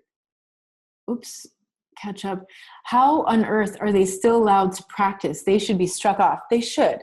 someone like that, if the narcissist, I'm not saying, the clueless person who doesn't have experience, they might be an amazing therapist in some other realm, for people who just haven't had experience with narcissistic abuse, other things happen. They're amazing at that. Great. That's awesome. But I think you're talking about, the people that are on the cluster B personality disorder, psychopaths, sociopaths, narcissists, borderlines, in practice as therapists. Yeah, they should have like a personality test before you get a license to practice. Like, people like that should not be in practice, because they're further corrupting the minds of people who are going to them for help. Those people are in a very vulnerable situation. Or maybe, you take a reformed narcissist or reformed cluster B, who specializes in treating other people with cluster B, takes one to know one. Maybe they can reach, these people at some level where they can change because they came from that. They know what it is. They reformed themselves to some degree, and maybe they can help those people. Maybe that would be helpful. But just being in practice, it's very dangerous, for the client, for the patient. So definitely screen professionals. Don't trust that just because they have a license, they're a licensed and accredited, in this Western world, we look for papers. This paper, it's worth so much. Sometimes it's not. Sometimes a paper is just a paper, and that doesn't mean shit. You have to ask questions and do screening and make sure that that's a practitioner that you can trust, because the two most important foundations of healing after PTSD are safety and trust. If you're not safe in that relationship with a therapist, if that therapist is another manipulator, you're not safe. If that therapist is blaming you, it's victim blaming, you're not safe. If that therapist is telling you to never mind that and just, never mind that, and they're in denial about this stuff, you're not safe, right? It doesn't have to be that you feel physically threatened by the therapist, but if that therapist is in denial, or that therapist is trying to get you to deny your real feelings, or to deny what really happened, or try to convince you that didn't really happen and you're just oversensitive, that's really destructive, and then safety and truth. So you have to be with someone who can speak the truth, who can call out the ugly truth and speak it, so that you can face your truth. Because if you don't face the truth, you're not going to heal. Being in denial is not the path to healing. It's not at all. And that's why truth is so important. The honesty that you have with yourself, because it all starts with the self-honesty, just as much for the victim as it does for the manipulator. The only way that manipulator is ever going to change is if they're honest with themselves and they're honest about what they do. For the victim, it's about being honest about what happened, admitting, so-and-so sexually abused you, and that was abuse. That was rape. So-and-so psychologically abusing you, that was abuse. Being truthful with yourself and recognizing that, and being honest with yourself and realizing that you did see some of the red flags, and now you recognize the red flags. You don't need to be so afraid moving forward, afraid that it's going to happen again, because you're not going to see it, because now Now you will see it. Truth and safety, very important. And if you don't have truth and safety from that relationship with the therapist, with the professional who's supposed to be helping you, that's not going to really help you overcome from that. Someone says, it was the best thing to happen. TBH, I'm sorry, I don't know what that means. As it made sense of most of past relationships and other friendships. I have felt very enlightened ever since, so it was a blessing. That is the amazing blessing, of recognizing that you were in some sort of relationship, whether it was a work relationship or intimate relationship with one of these manipulators, because it causes you to look at your whole life in a different way. And quite often, it wasn't the first time. Quite often, there was a history of this. It was a pattern, and quite often it starts in childhood. It's not always the case. Every now and then, a person will come from a healthy family, a healthy background, but they'll go through some kind of devastating sense of loss. Like a person dies, or they get divorced, or they lose someone from their life, or they lose, some career position opportunity, or they lose their house, and like financial turmoil, some kind of devastating sense of loss, which puts them in that vulnerability that a psychopath in particular, like a parasitic sort of thing, will prey upon, or even a narcissist sensing that the person needs to feel loved and that sort of thing. So, it could happen in both ways, but yeah, that is the beauty.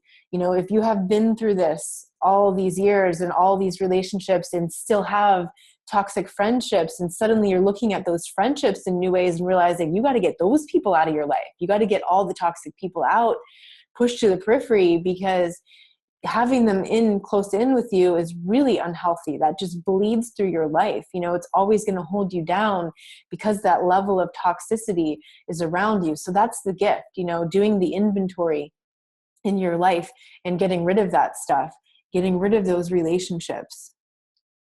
Someone says, sounds like my daughter when I ignored her. She messaged me as follows: "You are clearly angry. When you are ready, we can chat." I continued to ignore her. Yeah.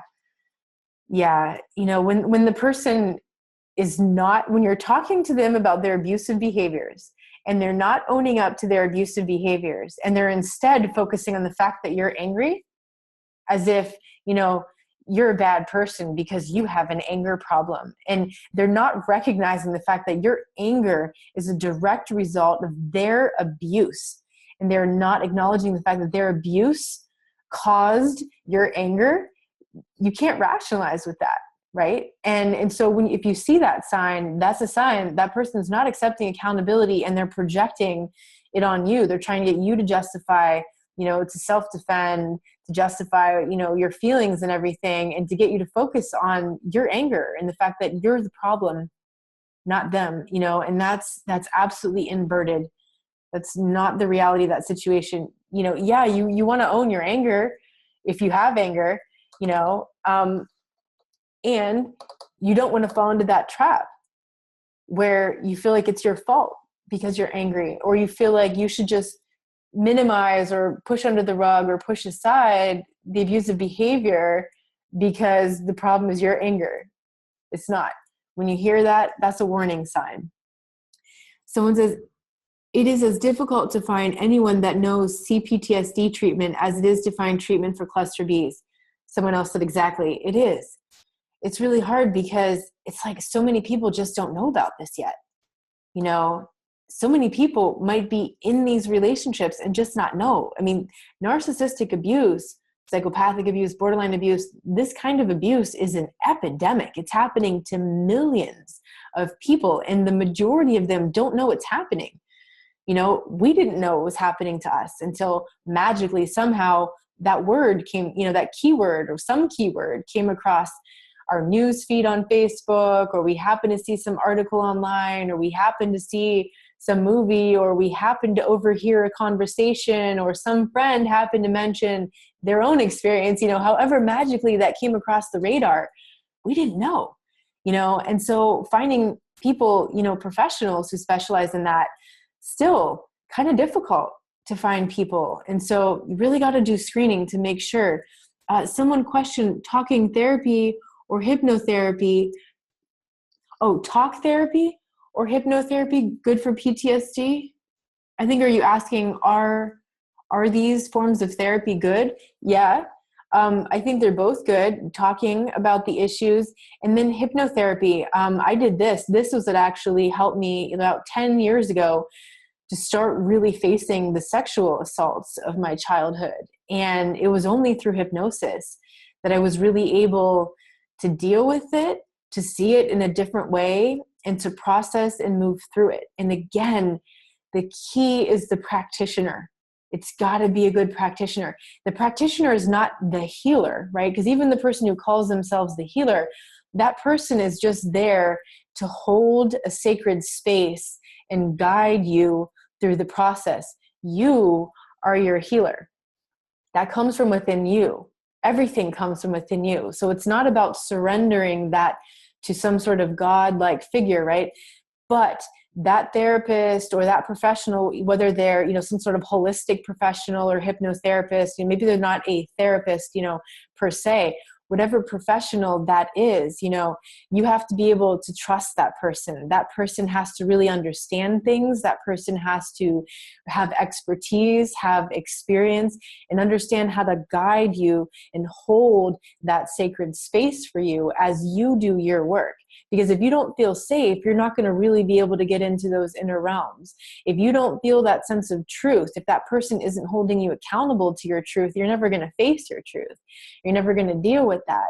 If they don't have the experience of working with people who have these PTSD and CPTSD symptoms, they're not really going to understand how to deal with that. And truly, I believe, I used to think, well, PTSD is PTSD, but now I really get it. It's not the same across the board. Someone who went, to fight a war in the military, they need a different kind of psychotherapist, usually a different kind of holistic or hypnotherapist or whatever professional who really gets the military sort of experience, because the particular brand of PTSD or CPTSD that they develop is different than the particular brand of PTSD and CPTSD that develops after narcissistic abuse, for example. And again, different from someone who went through some sort of natural disaster, or a one-time rape scenario and developed PTSD. Slightly different, right? Like the results on the victim are still slightly different. There are some archetypes, there are some common symptoms, but it's slightly different. And if they don't really understand and get what's happening inside the mind, the emotions, the body, the spirit of that patient or that client, then they can't really reach them, because they have to be able to hold that mirror. And if the mirror isn't reflecting it, they're not hitting it, they don't see it, then it's not going to be that catalyst that's going to help the person to really move through it. Someone writes, cluster Bs love to put issues on marriage counseling merry-go-round, and marriage counselors milk that for all it's worth. Yeah, that's sick. I've heard a lot of stories. Dr. Simon even, I'm pretty sure this was him. I hope I'm quoting this right. I think he said, one of the most dangerous things you can do is to take one of these people into therapy. And if I'm wrong, hopefully someone will correct me on that. But I've heard some professional therapist, a big person in this field, say that it could be very dangerous if you take them to therapy. And many people report this. They went to therapy thinking, that's what you do, right? When you're having problems within a couple, you go to couples counseling, you talk about it, you communicate about it, you get a third party to reflect an objective point of view, and you work things out. But since traditional psychotherapy doesn't apply to individuals with character disturbances, that sort of psychotherapy, even couples counseling, is not going to be effective, and it's going to be more damaging on the victim. That victim is going to be more damaged because that narcissist is going to get in there and twist everything around. They're going to get the therapist wrapped around them. They're going to get the therapist distorted reality picture of what was going on. And then it's always going to be, on the victim. And that can be really, really dangerous. And maybe you have a narcissist, in that position, and the narcissist is like, hey, $300 an hour for the checks. So just keep writing me checks. We'll just keep dragging this out. Maybe. That could definitely happen. And that's really a shame, because the point should be to help people. Like, yeah, you earn a living on planet Earth because everybody has to earn a living on planet Earth. And if your experience, you charge according to that experience, and that's normal and all. But if you're using that, as just a form of like getting money, and knowing that you're not going to be able to help the situation, or realizing that the situation is not improving and continuing to charge for sessions while it's not working, that's kind of an abuse of power. So, be careful in these sorts of situations. Screen the professionals. To be honest, TBH, I'm so sorry. No, it's probably not just in the UK. It's probably all over here too. I just don't know some of the acronyms. I'm sorry. Okay, so you were talking about to be honest. I will note that in my brain now. Someone else said, in fact, oftentimes we are not angry, we feel hurt. Yeah. But the anger is usually there. The hurt is the more vulnerable emotion, and the anger is usually the gateway. The anger is the protective emotion. And anytime you see anger, you know that the anger is protecting something deeper. It's protecting sadness, devastation, grief, shame. The anger is always protecting the more vulnerable emotions. So, when you're doing your own work and you're recognizing that anger is coming up for you, recognize that there is such a thing as righteous anger. When someone hurts you, you have the right to feel angry, because the anger makes you want to do something about it, like want to change, have the motivation to do something. It's like the energy to do something about it, right? And it's also the protection of the deeper pain, like the deeper vulnerability that was caused by that experience. But also you don't want to stay stuck in the anger. You want to keep working on that anger. And it's a process. It's not like it just goes away suddenly. It's like layer upon layer upon layer, like the onion, right? Like you're peeling and peeling and peeling away at the layers of the onion. You got the big, thick, opaque layers on the outside. And then as you're getting in, the layers are getting thinner and more translucent and you can see through them. The anger starts to dissipate, but it's not going to all go away at once. And if you should meet someone who's shaming you for your anger, that could be a sign of a toxic person. That could be a sign of someone manipulating you. So be aware of that and own your anger, own the fact that if you're angry and it's okay because you were abused. You're allowed to feel angry and do the work, take responsibility for that and do something about it. Work on it. If you find yourself dealing with that anger, and it's normal. It is a normal reaction to abuse. And you might accidentally and then regret later transferring that anger, projecting that anger to someone else. Maybe you get behind the car and somebody cuts you off and it's not really a big deal, but it's like, it evokes this like irrational anger. You're like, where did that anger come from? Like, I'm not an angry person, right? Because you stuffed it down. And when you stuff that anger down long enough, that anger turns into depression. And that's when it gets deeper. That's when, like the stage of disease goes deeper and deeper in, by the time it gets to depression, that anger has moved deep inside. And in order to get out of that depression, you got to look at what you're really angry about, probably partly yourself because you turned it within on yourself, but definitely something else happened. And you have to move through that. You got to own that and deal with it and not be ashamed of that anger. Sometimes, in society, we blame the victim. And then the victim is ashamed to express that anger. And then if you're ashamed of the anger, you might push it away and not deal with it. And you got to deal with the anger. Someone says, but they are unable to recognize the difference between being angry and feeling hurt. Exactly.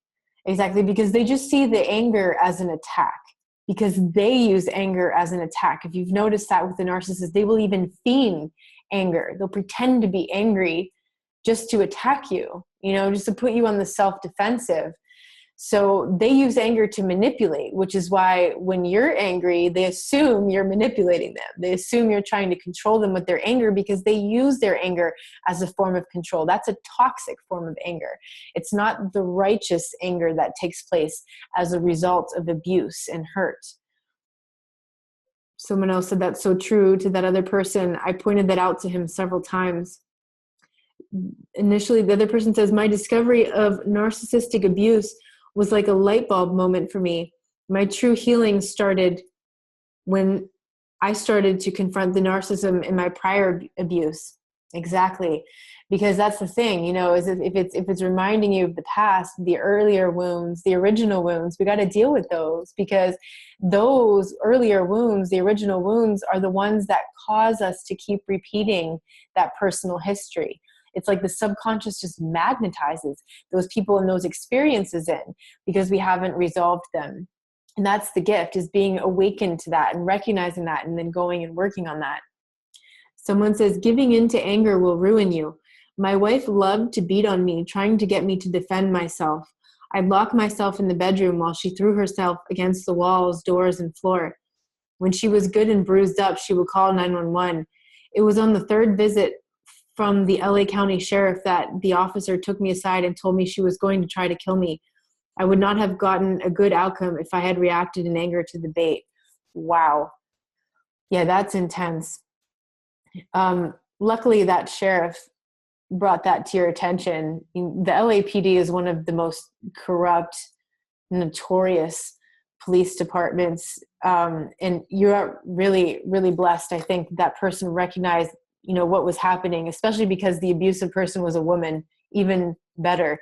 even more amazing that the person recognized what was happening and that was just, you know, a ploy and in a game, you know, and good job on managing that anger, you know, and not reacting, because that is exactly what the abusive people want. They want you to act out of character. They want you to act out of your integrity. They want you to act out of blind anger. So then they can point the finger at you, especially in public, and be like, you're the problem. It's you, it's not me. You know, and then you later regret actions that you take out of that anger because it wasn't you. You would normally not ever do that, but this person provoked and provoked and provoked you. So yeah, got to keep breathing, you know, not to react to that, but recognize that that anger means there's something wrong. You know, don't just sweep it under the rug. Like, recognize if you are like so angry, right? Because the rage can be one of the symptoms of the PTSD, where you suddenly like they do something and it reminds you of what they did before, and it just triggers like this rage, you know, and you have to get control of that and recognize that that rage means there's something really wrong, and there has been something really wrong. Don't want to act on that, but you want to take action that's going to change, you know, the path of things, so that you don't stay in this relationship that is extremely destructive. Someone says to that person, I'm glad you're here and able to share your story. So am I. That must have been a very difficult situation. Indeed. Someone says, I like that now. I don't feel I was crazy because I was very angry, and they love to call us nuts when we erupt. Exactly. Exactly. Because then they win, especially if you do it in front of other people, because then they get to go, see, I told you something's really wrong with her. Something's really wrong with him. It's not me. I'm totally in control, because you know how they are. Like, they are so in control in front of other people when they want to be. They project that image, you know, they do the image management, the public perception, and they're so calm and cool and in control, even though they're you know, provoking and provoking and provoking you. And that's what's like further infuriating, right? Because you see that and you're like, oh my God, you know, that's why you feel like you're losing your mind, you know? So notice that that's a sign, you know, anybody listening to this, if you're in a situation and you're finding yourself angry and you're blaming yourself for that anger and regretting things that you're doing because of that anger, recognize that anger is a sign that you're in a bad situation. You're in a situation that's abusive, that's hurtful. You need to get out. You need to deal with the anger, resolve the anger, so that you can get to those deeper emotions and heal those things, you know, but get out of that situation. You know, if it's a work situation and you're just feeling like you're just so angry with your boss and your coworkers, and they just keep doing these things to undermine you, to control you, to hurt you, and always with the plausible deniability, like it didn't happen, and you're blaming yourself and you're getting more and more angry, that's just the sign that you're repressing what's really wrong. You know, you got to get out of that situation. Get out of the situation, get a new job, you know, do something different and get yourself help so that you can resolve those issues, because they will eat you alive. That anger will eat you alive. Hatred will eat you alive. You know, and that's the catch-22. It's like, it's totally justified. It's totally righteous to feel anger toward people who hurt you. But that same anger will destroy you. And it's like that's the dirtiest trick of these manipulators, because they will transfer their negative feelings onto you by attacking you and making you hurt and making you angry. And then you've taken on the responsibility of their heavy emotional experiences, those feelings, and now you own them in the form of anger, hatred, resentment, bitterness. And that shit just eats you alive, you know? And that's the dirty trick, because you didn't do anything wrong. You know, you didn't do anything wrong. You were in the wrong place at the wrong time with the wrong person who was a con artist and abusing you, you know, and you got to get out of that situation so you can heal that. That's a sign. When you see that anger, when you recognize that happening, it's a sign that something's not right. Something's not right. Let's see, did I miss anything here?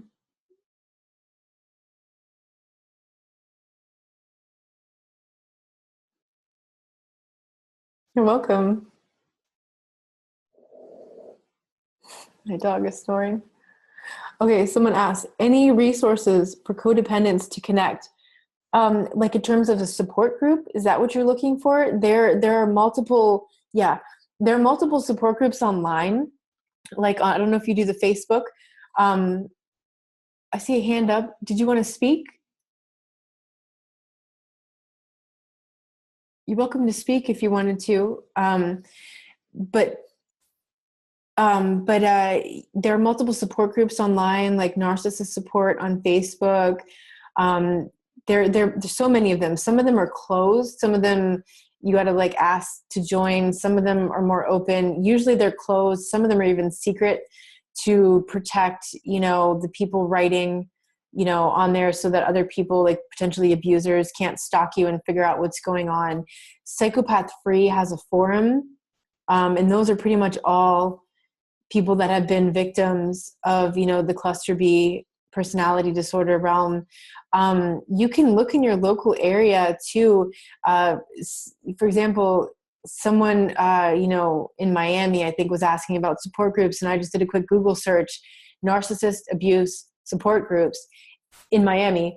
And one popped up. It was like meetup.com. There's like these meetup things, which I guess people do for anything. There's a possibility there's one in your area, so again, caution, right? Even in the online groups, you'll still see some attacking, some negativity. You'll also likely find people with borderline personality disorder in there because they found themselves in relationships with other cluster Bs. So be cautious. Don't assume that everyone in the group is a codependent. It could be a borderline. It could be a narcissist in disguise too, but be cautious in entering them. But yes, there are definitely groups, and yes, the support groups are really key, to talk to other people who get it, because they understand it. You share stories, you can talk about things, you can see yourself and your own history through other people's stories, and it's so validating. And I also have what I call the Kindred Warrior Project. So what I do is I match people up on a one-on-one sort of thing. It's sort of like a sponsor, but different, because it's more like two kindred warriors, two fellow warriors having been through it, match them up so that they can help one another. And I have like an application. It's like a 5 to 10 minute questionnaire. It's totally free, but the questionnaire is meant to screen out people with personality disorders. I have had one application from a person with borderline personality disorder, and I'm waiting for another one, because I will put those two together. Because again, I don't want to turn them totally away, because I recognize they have been victims of, a psychopath or narcissist, but I'm not about to match them up with a codependent, because that could have been quite likely the same kind of dynamic that a codependent just got out of and is trying to heal from. So I would never knowingly put together a codependent with a person with a personality disorder. But if I do start to get more people, with the borderline personality disorder, I will match them together, and hopefully together they can see each other, in their own mirrors, and get each other unstuck. And hopefully, having someone who understands and really gets what it's like to live with that disorder, they can help one another. So that's, somebody asked me too, like, so what are the guarantees that, the person you match me with isn't going to be a toxic person? And I told them, I can't guarantee 100%, but these are the precautions that I'm taking. I specifically ask if the person has any of the following personality disorders. And then at the last question, I specifically ask them, have you been truthful and honest? You agree or you disagree? So if the person lies, there's nothing I can do about that. And I would be very sorry if that happened. And of course, if that happened to someone, I would hope they would bring it to my attention. And then I would immediately put that person on a red flag list, and apologize for the situation. But these are the precautions that I'm taking. So if anybody is interested in getting matched up, it could be someone around the world, because the people, on the YouTube channel, on the Facebook channel, they're in 20 some different countries. So they all speak English, maybe not their primary language, but everyone speaks English well enough that they understand my content. But I match up people sometimes who are in various countries. And so they might use WhatsApp or Facebook, to communicate, to text chat. Maybe sometimes they even call, and like on WhatsApp or even Facebook, you can call someone for free. It doesn't matter where in the world they live, as long as you have like a Wi-Fi signal, because otherwise it'll drain your data. But as long as you have a Wi-Fi signal, you can make phone calls around the world totally for free, you know, with or without a phone number. You can just use it on Facebook as long as the person has that option enabled. And you can have, you know, a contact with someone else who gets it. It's really important to talk with other people who get it, you know, because it's so validating for what you've been through. And you need that validation. It's like you have to have some external validation to be able to get there for yourself, to validate yourself, you know, because when someone else is validating you, it's just so much easier to be like, okay, I wasn't crazy. Okay, I'm not the one at fault. Okay, that happened to other people. I'm not totally alone. And that's really healing for survivors, I think. Someone said they went to a CODA FaceTime meetup, but it was quite a depressing affair. I'm sorry about that. Yeah, the CODA, that's the Codependency Anonymous thing, I think. Another 12-step. Yeah, it could be, you know, again, test it out, screen, you know, if it's not a good fit, it's not a good fit. And keep looking, you know, for the groups that are positive, or, you know, maybe there's certain groups, sometimes it gets a little negative, but, you know, you scroll through and you find the positive things, and you find the people that you connect with, and you connect with them, and you make new friends, and you talk more, you know, discernment, right? Being discerning and recognizing that when you're standing on the shore and you see a lot of fins in the water, not all of those are sharks. Some of those are dolphins, and you don't want to miss out on the opportunity to swim with a dolphin if you have that opportunity. And that's your discernment. That's recognizing the nuanced difference in the fin. Is that a shark or is that a dolphin? Someone says unique in the world of narcissistic abuse recovery. I think you might be talking about finding a group that's specific to narcissistic abuse. If that's what you mean, yeah, I totally agree. You know, because CODA, that could be a number of things. That, as far as I understand, that could also be people maybe who had a spouse who was an alcoholic, and they are a codependent because they enabled, you know, the alcoholism or something. And that person may or may not understand narcissistic abuse. Finding other people who went through it is so key, because you don't feel like you're alone. You don't feel like you're crazy. You don't feel like you're just inventing this and you're hypersensitive or whatever. Talking to other people who went through it, it's just like, it's such a relief. It's such an incredible relief. Didn't mean to sound negative, but it was a tough one. CODA more for alcoholic partner, I think. Yeah. Someone says my internet dropped. My question to Meredith was, how did she develop such mindfulness that I feel is unique? The mindfulness it's come from, you know, 16 years now. In 2000 was when I started my healing recovery, not for the narcissistic abuse. I didn't even know that word until 2.5 years ago. And I didn't really get it until last year when I went to Peru to work with the psychedelic medicines and to like really pierce through this and get it and move out of it. I was more looking at, well, first I had gotten really physically sick. I think I had lymphoma. I wouldn't let the doctors cut me open to find out if it was Hodgkin's or not Hodgkin's. They were trying to convince me that I was crazy over a period of 4 months, that it was all in my head, and I knew something was really wrong. And, you know, then they finally checked my blood, and really high white blood cell count, which meant something was really wrong, probably cancer. And then they started putting together the symptoms that I was telling them. And the lymphoma symptoms are kind of weird. So, you know, 16 years ago, they didn't have the technologies they had now. You know, I understand I'm just enabling that, but that was what sent me, you know, and I recognized that the doctors didn't have answers for me. I wasn't going to submit to their tests. I wasn't going to submit to chemo or radiation or anything like that. I wanted nothing to do with any of that. I didn't want them touching my body and invading my space. I knew I had to figure it out. And that very day, I was an atheist at the time, and I was walking back to work, and I was just like, show me what to do. Like, I don't know who or what I was praying to, because I didn't believe in anything, but I was at the bottom, and I just knew that the answers weren't there. And I just asked, and I went back to work, and my boss was waiting at the elevator, and he told me that I was going to have a new immediate supervisor arriving from Spain, and she was going to talk about this weird diet that her parents put her on, and supposedly it cured her cancer. And, you know, she's going to talk about some weird things. And I was like, really? And then I meet this woman, and this woman saves my life with this macrobiotic diet. And that was the start.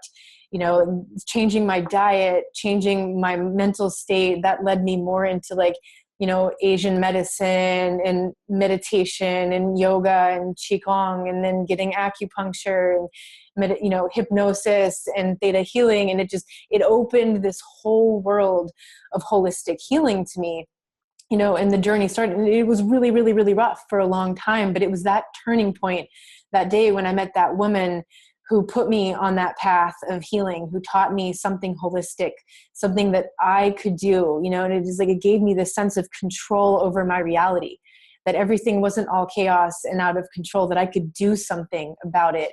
And that's where it started. That's why I so much believe in the holistic healing. And that's what essentially it ended up, and then I ended up getting in a car accident and having a near-death experience and realizing I needed to totally change my life path, that this is my calling. I need to work in holistic healing. And so all of that was actually a blessing. All the trauma, all the abuse, the sickness, the near-death experience, everything was a blessing leading me in this direction. And that's why I approach narcissistic abuse from a holistic perspective, because we are holistic beings. I believe even the science confirms that now. The body, mind, spirit is connected. It's not one separate from another. And that's why I believe psychology, simply focusing on the mind, is not enough. That's one piece, and in the case of psychological abuse, it was a big piece. But there are also physiological things that happen. There are also spiritual things that happen. It's a whole big picture, and we are whole beings, and I believe in working with the whole being and helping people in that way so they can heal themselves holistically. I believe that that's the key. For me, that's what got me to this place, was just constantly working and working and working on this holistic sort of healing experience. And I believe that like the ultimate healing experience is when you have that moment of merging with everything, that perception of infinity, what they call it, el infinito in South America, where you merge with everything, you become one with everything, you recognize that you are everything, yet no thing. That we believe we are these separate creatures, but that's just the ego mind in this body that we have, and our spirit is inhabiting this body, this vehicle in this lifetime, so that we're here to learn some lessons and gain some wisdom and return, to the unity experience when we die. But, I believe that reconnecting with that sense of unity of one with all that is, and recognizing that everything is connected and being in that infinite here and now space is so healing. And that's why the psychedelic medicines have been such a gift for me. And being able to compare the psychedelic medicine experiences with the near-death experiences of no substances, but being pushed somehow into that conscious state of oneness with all that is, and very, very similar, even though they were catalyzed in different ways.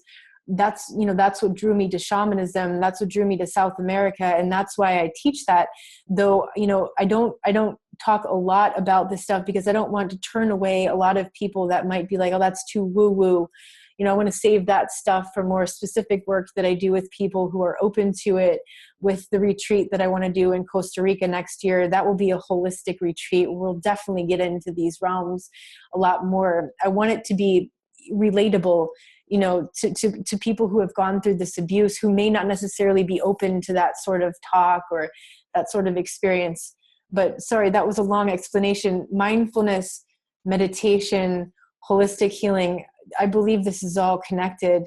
You were saying, surely there is a somatic connection to abuse and health. Then emerges the desire to live. This stuff would have been called witchcraft and divine deliverance in another place and time. Indeed, it was. I mean, people were killed for having these beliefs, going against the church, the church's beliefs, that sort of thing. Definitely people have died for having these beliefs. And nowadays, we don't burn witches at the stake. This is public humiliation. It's trolls, on the Facebook or on YouTube. And it's like character assassination and humiliating people, for having these beliefs. And people have said that sort of stuff, but it's okay. It doesn't matter now. That's fine. They can have their own opinion. about things. But, you know, understanding that every person will find their own unique path. And I don't recommend one path for everyone. I don't ever say that the psychedelic is the magic path for everyone and everyone should do this. It's not for everyone. You know, certain spiritual things, spiritual practices, not for everyone. I do believe that almost all people could gain very positive things from meditation, especially. I think if you're going to start anywhere on that holistic, you know, healing spectrum, start with meditation, because it's a powerful tool to get to know yourself, to develop the self-awareness, to develop that observer, the witness perspective, where you can see yourself outside of yourself, where you're observing, as Ross Rosenberg talks about, you're observing, not absorbing what's happening in the drama, right? And Buddhism talks about the witness, you know, and in cultivating that through meditation, just getting to know yourself more, how you work, how you respond to things, what's coming up for you, what are the constant thoughts that are going through your mind, what are the negative belief systems that are holding you back and they're constantly reinforced in your inner dialogue. This is the gift that meditation brings to you, and it connects you more with your whole being. You start to recognize more of that, and then more and more unfolds after that point. But I do really think that meditation is powerful, and you don't need anything. You don't have to rely on anyone else or anything else. It's just you, you know, it's just you finding that space, sitting down or laying down. If that's more comfortable, you know, some people have back problems or hip issues, and that's really distracting. Like they can't reach any sort of, you know, peace of mind because of the pain in their body. And for them, it's better to lay down. You know, sometimes you get these really strict belief systems like, oh, you can only sit up and you can only sit in cross-legged position and you have to have your back totally straight. And sure, those are all, you know, helpful suggestions, but it doesn't work for everyone. And, you know, you can't say that a person can't gain something from laying down and meditating, right? So that's why, you know, I tend not to have hard and fast dogma about anything. And I truly believe that the individual experience is what is most valuable, because when you experience something, it's real for you. You know, you can read about it in a book and you can hear me talk about it and you can hear 10,000 different people talking about it on YouTube or the television or the radio. But until you experience it for yourself, it's not real. You know, and that's why I believe the individual experience is valid and it's important. And that's the beauty of meditation, is you develop that experience. You know, you develop that connection to yourself and the self-awareness.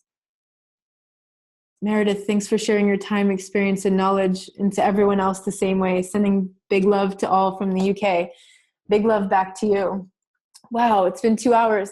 Okay, so I'm probably going to wrap this up now. Thank you all so much for your contributions, your questions, your participation, for showing up today, for prioritizing your self-healing and taking care of yourself. And to all of those who are listening later, I'll be back here in 4 hours at 6 o'clock Pacific time.